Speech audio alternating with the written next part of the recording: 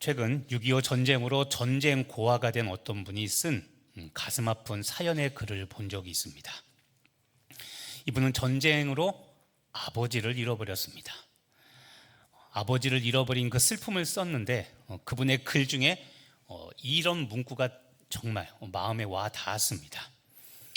외로움보다 더 힘든 것은 그리움이었습니다. 아버지를 잃어 혼자 되었다는 이 외로움보다도 그리움, 아버지가 보고 싶다는 그 그리움이 더 힘들었다는 이 문장 하나가 눈물을 왈칵 쏟게 만들었습니다. 해가 지도록 아버지를 기다리는데 아버지는 오지 않았고, 날마다 해가 지도록 아버지가 돌아오기를 바라며 기다렸는데 아버지는 결국 오지 않아서 아버지가 보고 싶은, 아빠가 보고 싶은 그 그리움에 한이 맺혔다는 겁니다. 그래서 아버지를 그리워했던 그 그리움이 자기에게는 상처가 되었다는 그런 내용이었습니다. 예수님의 십자가 고난을 묵상하는 이 사순절, 이번 주는 네 번째 사순절입니다. 저는 오늘 여러분과 십자가와 상처에 관한 이야기를 좀 나누려고 그럽니다.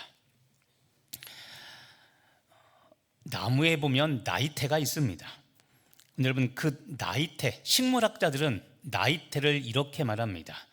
나이테를 보면 그 나무가 지낸 역사와 세월을 그대로 담아 그 나이테가 대변하고 있다고 합니다.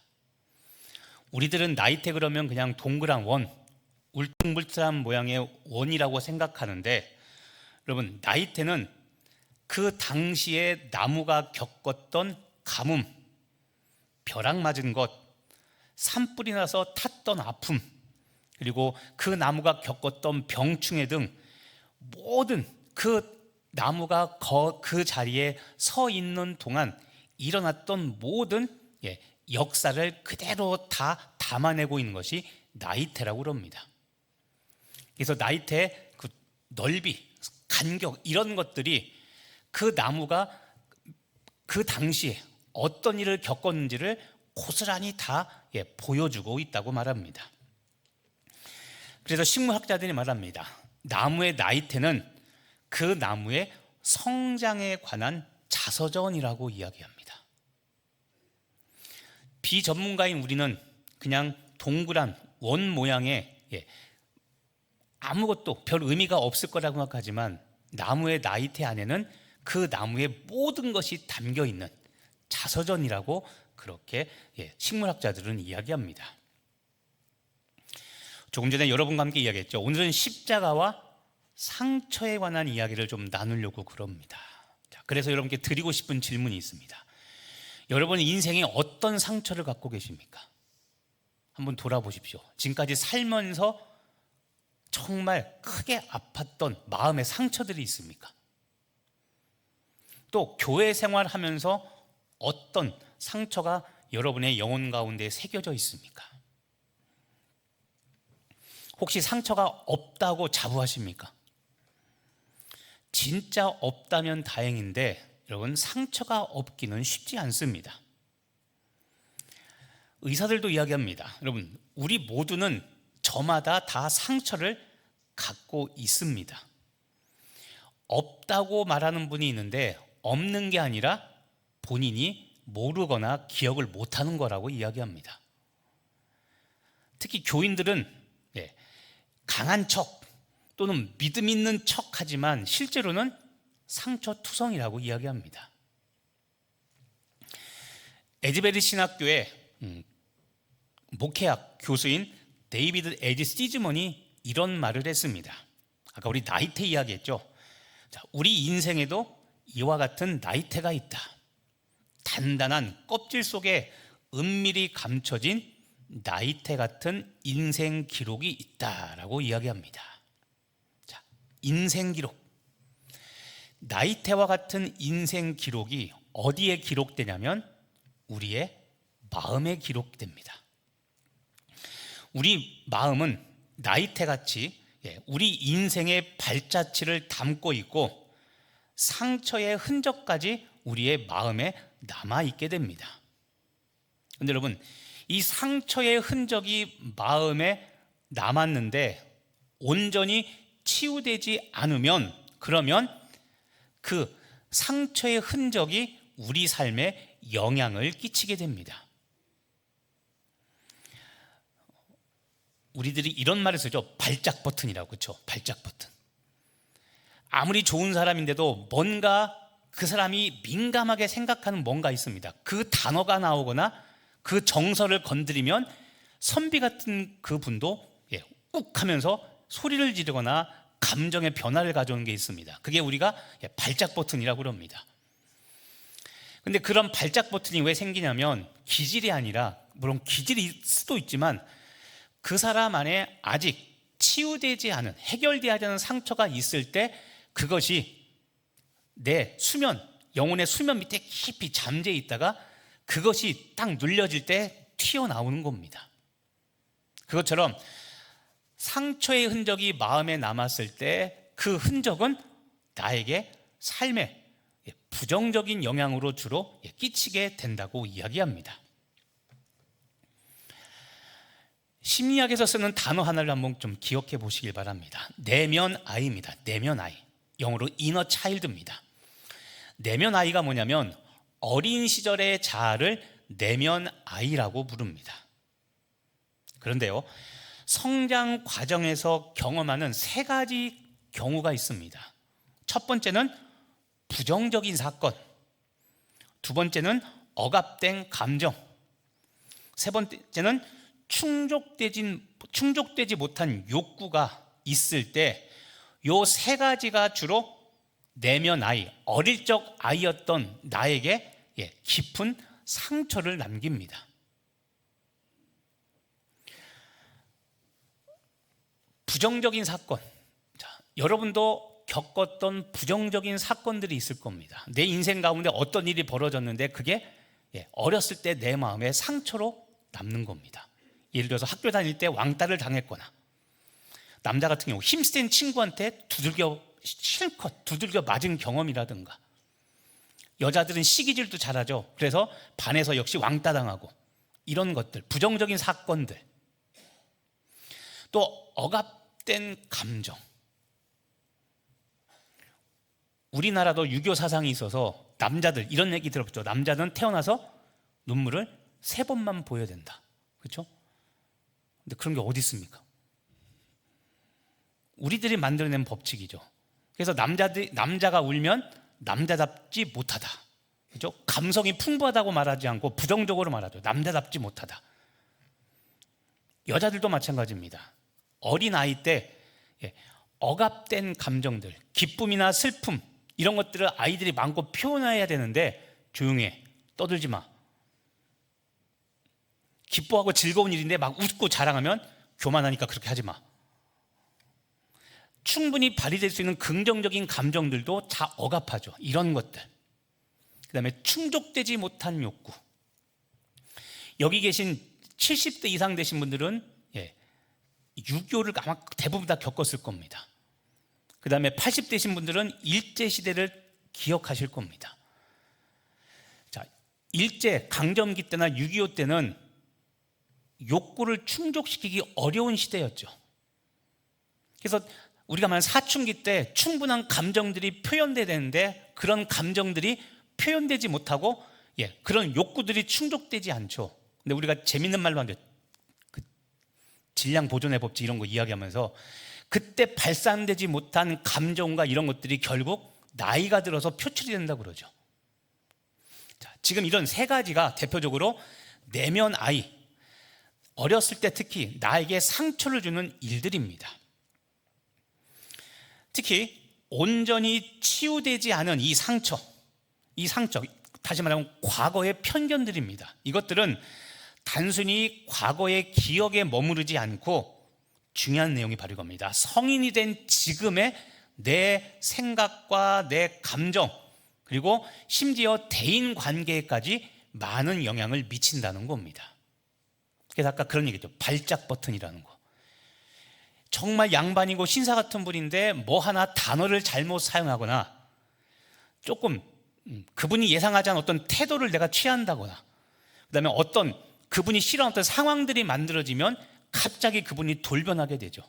왜 그러냐면 단순한 인격 장애, 기질 이런 문제가 아니라 지금 말한 내면 아이 속에 치유되지 않은 상처가 있을 때 나타나는 모습 중에 하나인 겁니다. 심지어 여러분, 이렇게 온전히 치유되지 않은 상처는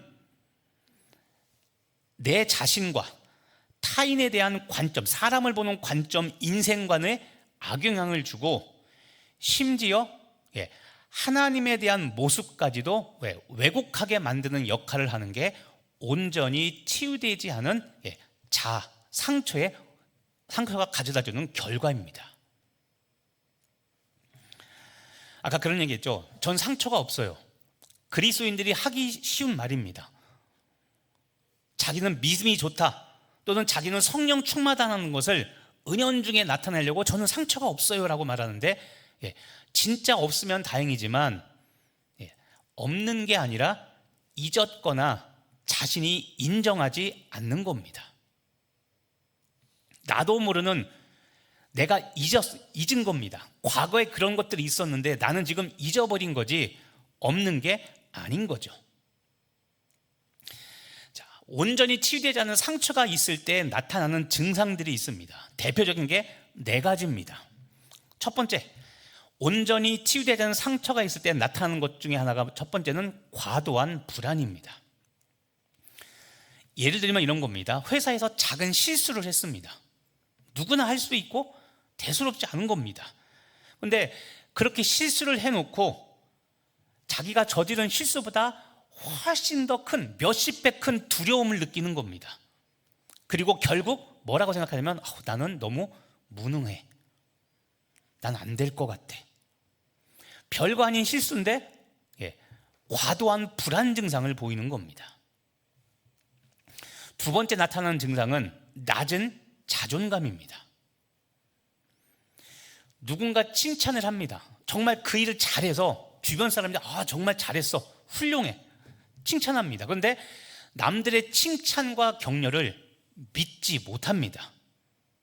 그리고 어떻게 생각하냐면 이것은 내가 잘한 게 아니라 내 주변의 사람들이 날 도와서 잘해준 거야 라고 이야기하면서 스스로를 깎아내립니다. 건강한 자아상이 아니라 낮은 자존감이 그 사람을 쥐어싸고 있는 거죠. 세 번째 증상은 관계의 어려움입니다. 이 관계의 어려움은 뭐냐면 극과 극인데요, 특정한 사람이나 특정한 친구한테 과도하게 의존합니다. 과도한 의존입니다. 적당한 의존이 아니라 과도한 의존. 또는 반대로 주변 친구나 사람들과 너무 거리를 두는 겁니다. 적당한 거리를 두고 살아가야 되는데 너무 멀리 거리를 두고 주변에 사람이 없습니다. 또 마지막으로 온전히 치유되지 않은 상처가 있을 때 나타나는 증상이 감정 폭발입니다. 감정 폭발. 사소한 갈등 상황인데 화를 버럭버럭 내는 분들이 있습니다.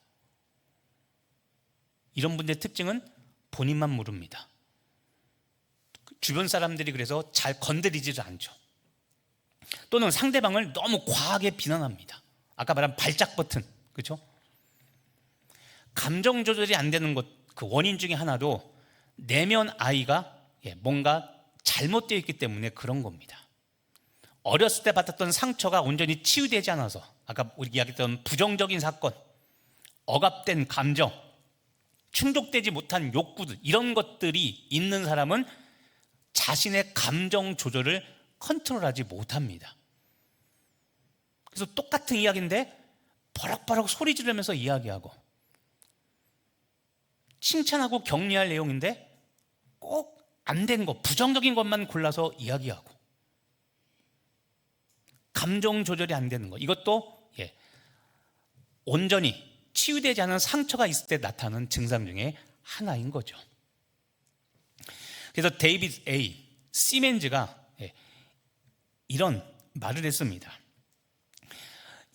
내 안에 숨어 있는 이 상처 입은 어린아이는 인생에서 결정적인 요소가 될 수 있는데, 이 내 안에 숨어있는 상처 입은 어린아이, 이 어린아이는 우리를 바른 길로 인도할 수도 있고 잘못된 길로도 인도할 수 있기 때문에, 어느 쪽으로 작용할지 모르기 때문에 일단 가장 중요한 것은 어린아이의 일을 버리라는 것이었습니다.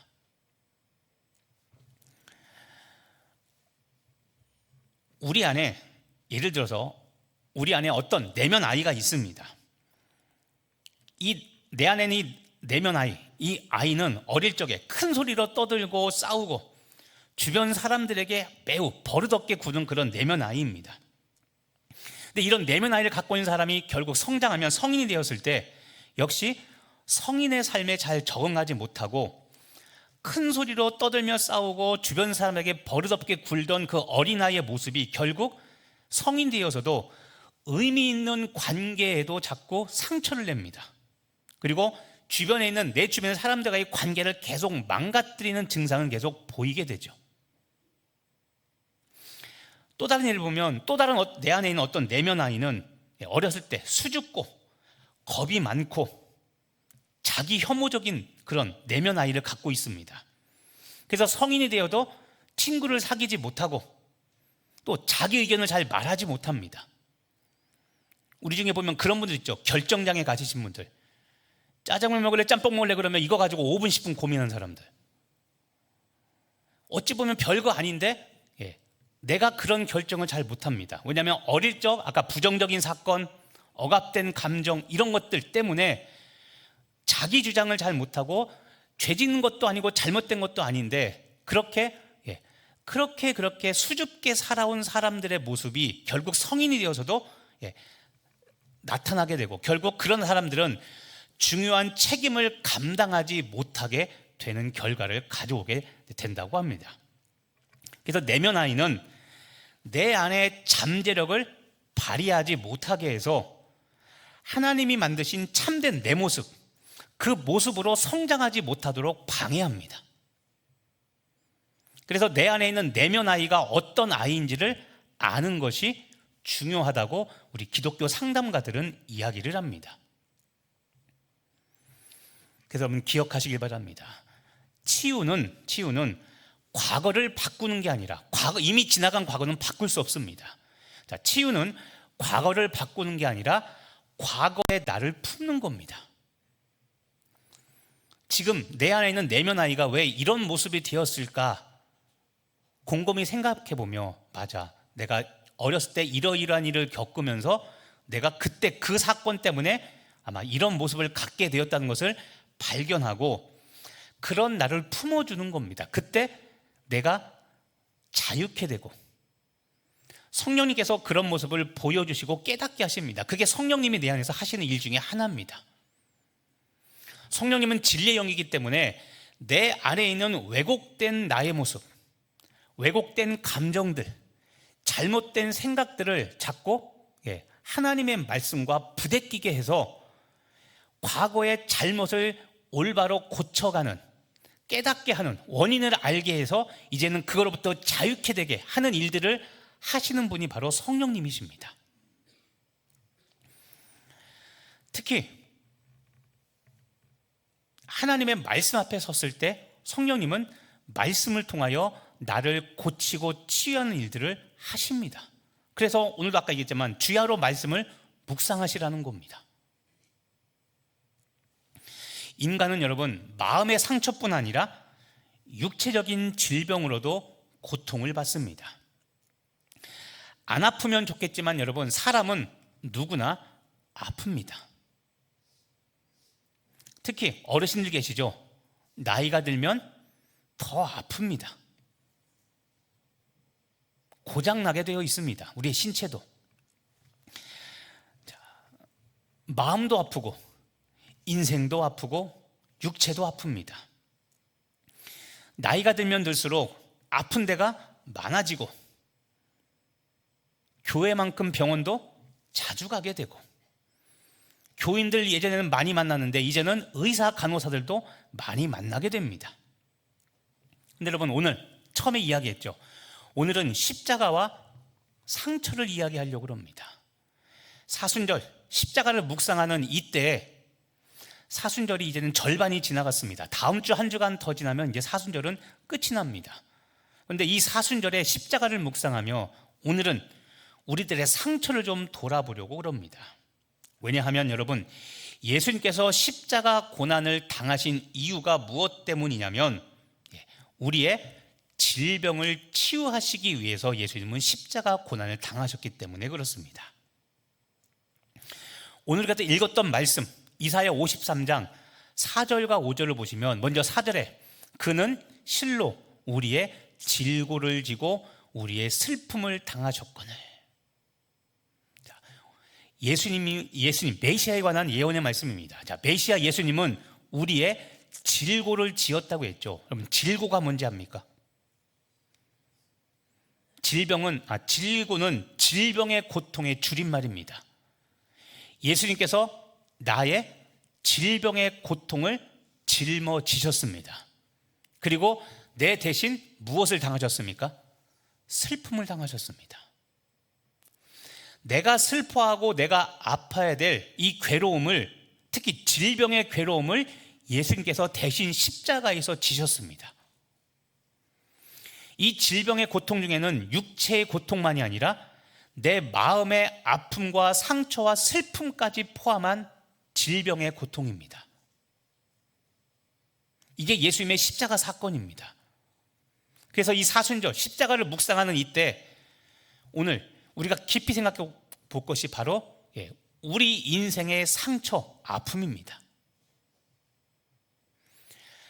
5절에 보니까 예수님께서 징계를 받으셨습니다. 십자가라는 징벌을 받으셨죠. 그래서 우리가 무엇을 누리게 되었습니까? 평화입니다. 질고를 당하셨고 슬픔을 대신 당하셨기 때문에 나에게 있는 슬픔과 고통을 예수님께서 대신 제거하시고 나에게는 평화를 주셨습니다. 그래서 예수 믿고 살아가는 동안 우리는 평화를 누릴 의무와 책임이 있는 겁니다. 또 중요한 사실, 예수님께서 채찍에 맞으셨기 때문에 우리가 무엇을 입었습니까? 나음을 받았습니다. 낫게 치료되었다는 겁니다. 십자가 사건, 여러분, 굉장히 중요한 겁니다. 예수께서 십자가에 달려 채찍에 맞으셨기 때문에 나에게 치료, 회복이 임하게 된 겁니다. 마가복음 16장 10절에 보면 믿는 자에겐 이런 표적이 따르리니 라고 이야기하며 마지막 병든 자에게 손을 얹는 즉 나으리라. 낫게 되는 근거가 무엇입니까?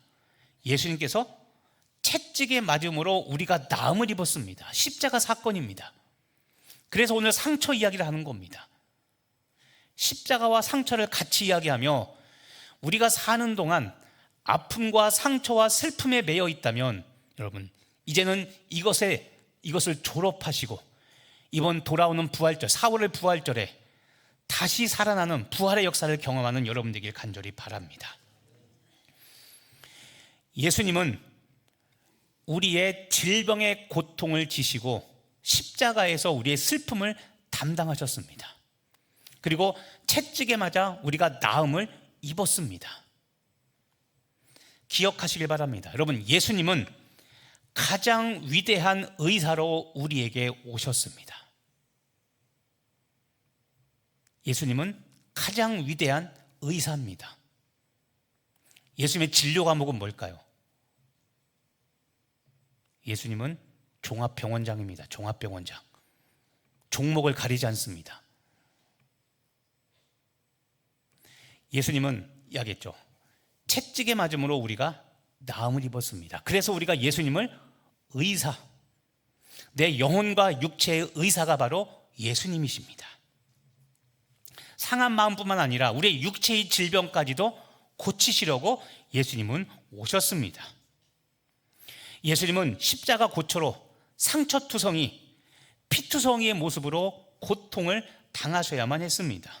그 이유는 나의 질병을 치유하시기 위해서, 내 마음의 상처와 아픔, 내 육체의 질병을 고치시기 위해서 예수님은 피투성이가 되셨고 상처투성이가 되셨던 겁니다. 십자가를 묵상하는 이 사순절을 맞아 치유되고 회복되어서 다시 사는 부활을 꿈꾸는 2006년 부활절을 만드시기를 간절히 바랍니다. 마지막으로 해서 여러분, 이 인생의 상처를 치유하시는 성경적인 원리를 기억하시기를 바랍니다. 자, 내 인생의 상처를 치유하려면 첫 번째, 여러분, 내가 아프다는 사실을 인정하시기를 바랍니다. 아까 처음에도 얘기했지만 저는 안 아픈데요, 상처가 없는데요. 상처가 없는 게 아니라 내가 인정하지 않는 것이고, 또 하나 내가 기억하지 못하는 겁니다. 상처가 있었지만 너무 오래돼서 내가 잊어버렸고, 반대로 이렇게 생각하시죠. 상처인데 어떻게 잊어버립니까? 그게 우리 인간의 한계인 겁니다. 내가 아프다는 사실을 인정하시기를 바랍니다. 그럼 병원에 갔는데 의사에게 어디가 아파서 왔습니까? 라고 물어봤을 때 아픈 부위를 말하죠. 그럼 의사가 어디 봅시다라고 보자고 그러지 안 보고 그냥 약 지어집니까? 그런 의사는 신뢰할 수가 없죠. 여성분 같은 경우에 환부를 드러내는 것이 부끄럽고 수치스러울 겁니다. 그런데 안 드러내면 그냥 지레짐작으로 진단할 뿐이죠. 부끄럽고 수치스러워도 내 아픈 환부를 드러내야 됩니다. 똑같습니다. 예수님께 내 아픈 부분, 내가 슬퍼하고 괴로워하고 용서가 안 되는 그 사람을 하나님께 노출시켜야 됩니다. 그래야 고치십니다. 아까도 얘기했지만 믿음 있는 척, 성령 충만한 척하며 상처 없는 것을 자랑하려고 하지 말고 고통스럽고 부끄러워도 여러분의 상처와 직면하시기를 바랍니다. 두 번째, 상처에 대한 책임을 지시길 바랍니다. 여러분, 상처는 피할 수 없습니다. 상처는 누구나 다 받게 되어 있습니다. 그런데 상처에 대한 반응은 내가 스스로 책임져야 됩니다. 상처가 되게 만드는 것은 내 탓입니다. 남 탓할 게 아니라 한 귀로 듣고 한 귀로 흘려버릴 수 있도록 어렵고 힘들어도 내가 노력하며 책임져야 될 부분입니다. 서양 속담에 여러분 이런 말이 있습니다.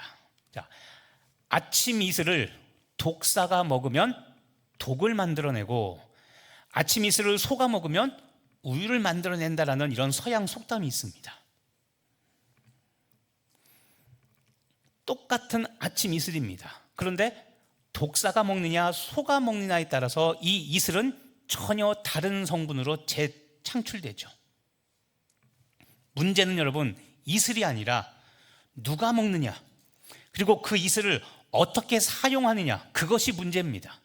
이슬 자체가 문제가 아닙니다. 다른 말하면 상처 자체가 문제가 아니라 상처를 어떻게 처리하느냐, 그 사람의 문제라는 겁니다. 영적 어린아이들은 맨날 상처받았다는 말을 끊임없이 입에 달고 삽니다. 그리고 항상 다른 사람의 문제를 지적합니다. 그렇게 말하는 사람의 특징이 있습니다. 자기가 정확히 보고 남들이 보지 못하는 거 자기가 다 끄집어낸다고 본인이 잘났다고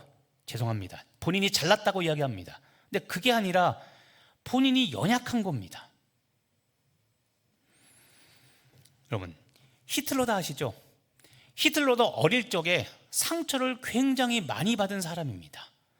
근데 그 히틀러는 결국 성인 되어서 본인이 내면아이일 때 받은 그 상처를 가지고 독을 만들어 수많은 사람들을 세계 1, 2차 대전을 통해서 사람을 죽게 만들었죠. 그런데 예수님은 십자가 상처를 약으로 만들어서 모든 사람, 모든 생명을 살리셨습니다. 예수님도 상처받으셨습니다.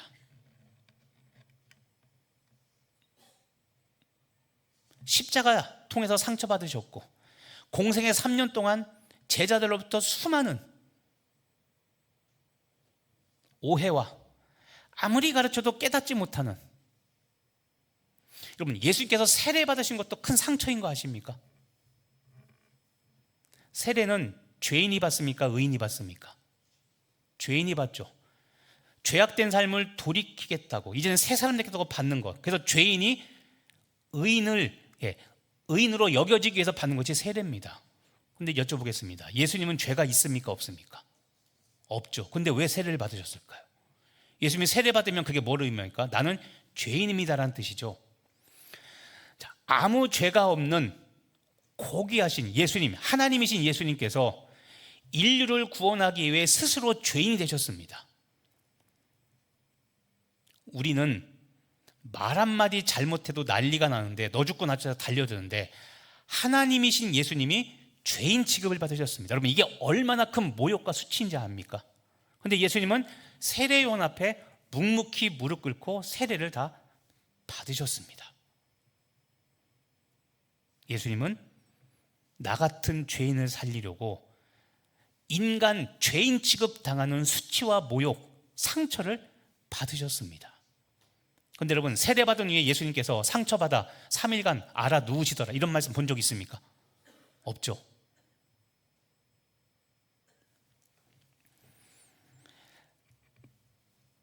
세 번째,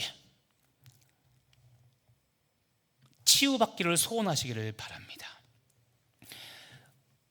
우리 그리스도인들이 잘 하지 못하는 게 있습니다. 뭐냐면 아프고 괴로운데도 치유받지 않은 채 살아가려고 합니다.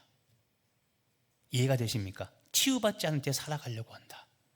자, 왜 그러냐면 우리들은 자신의 상처와 질병을 책임 회피 도구로 사용하려고 하나님께 또는 사람들에게 내가 미리 방어 기제를 만들어 놓는 겁니다. 아까 발작 버튼이라고 했죠. 그거와 동일합니다.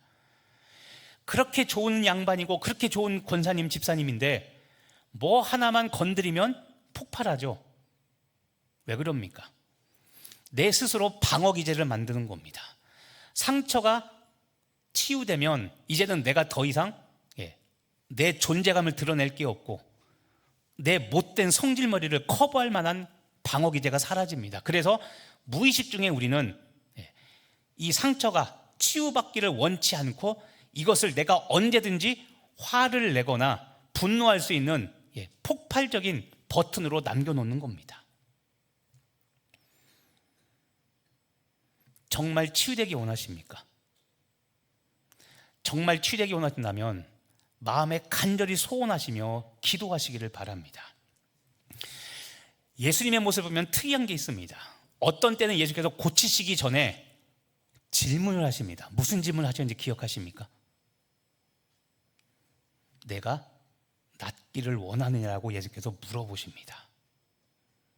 자, 고혈압 환자들 대답해 보십시오. 낫기를 원하십니까? 고혈압? 물어보나 마나죠? 자, 우리 당뇨인들 대답해 보시기 바랍니다. 당뇨 낫기를 원하십니까? 그렇죠?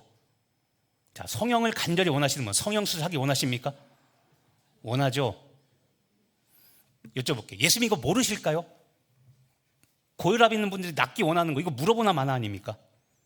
당뇨병 있는 분들은 당뇨 낫는 거 물어보나 마나죠. 그런데 예수님께서 굳이 물어보십니다. 소원을 물어보시죠. 하나님께서는 일하실 때 여러분 우리의 소원을 따라 일하십니다. 빌립보서 그 말씀이 있죠.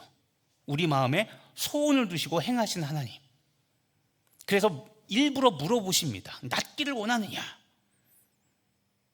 여러분도 낫기를 소원하여 하나님께 기도하시기를 간절히 바랍니다.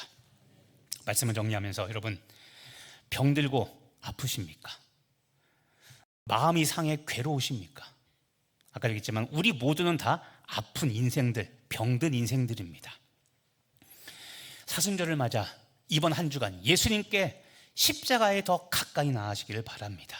아까 얘기했죠. 예수님은 가장 위대한 의사입니다. 가장 위대한 의사. 이번 주간 사순절 동안에는 가장 위대한 의사이신 예수님을 더 친밀하게 만나시기를 바랍니다.